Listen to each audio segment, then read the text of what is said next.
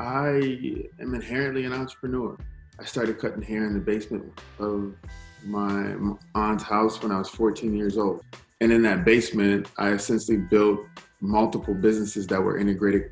And that is that I sold t-shirts in the halls of North High.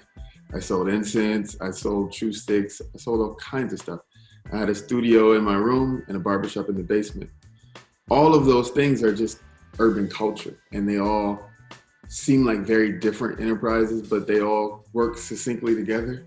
Consequently, something that occurred when I was 15 or 16, it kind of set the stage for what I do now.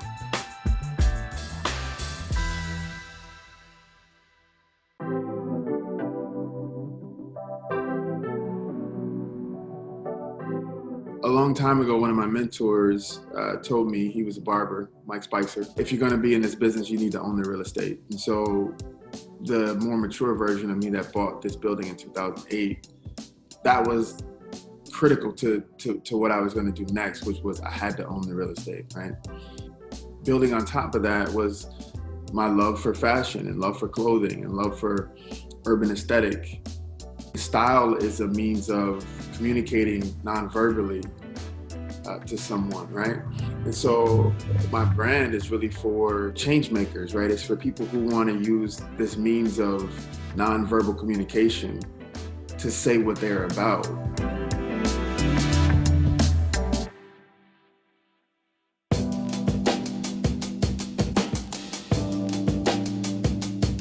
The Target partnership, it came about over about a year of conversations about Target's goals around retention of their Black talent. And then COVID hit. And then after COVID hit, George Floyd's murder.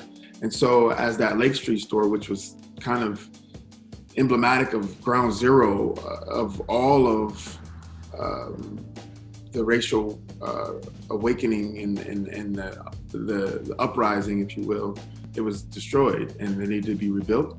And so when they got it almost done, they thought, like, how do we have also a local Black entrepreneur and brand that could be in that store reopening and have product on the shelf that celebrated their Black guests? It was more than just a gesture.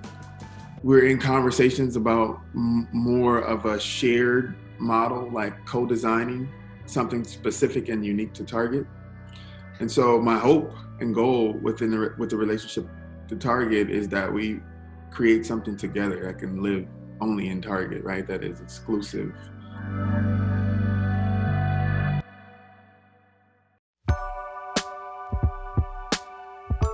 This next year, we're building a new barbershop. We're completely renovating the interior space to fit the first ever Get Down Coffee cafe.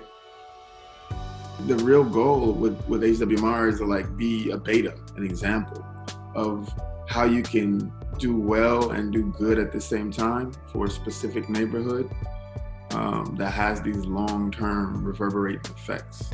This idea of building a place that is the epicenter of Black ingenuity, Black creativity, Black ownership, Black excellence. My advice to Black business owners specifically is, we have a duty to one another, right? Not only to represent ourselves and our community well, but also to pull others forward. Because none of us got here alone, right? There's no such thing as a self-made man or a woman. I was once the guy that my goal was to get wealthy and get out. But then as I matured, I realized that the goal is to get wealthy and give back. As your business grows and scales, that just multiplies what your impact and effect could be on your community.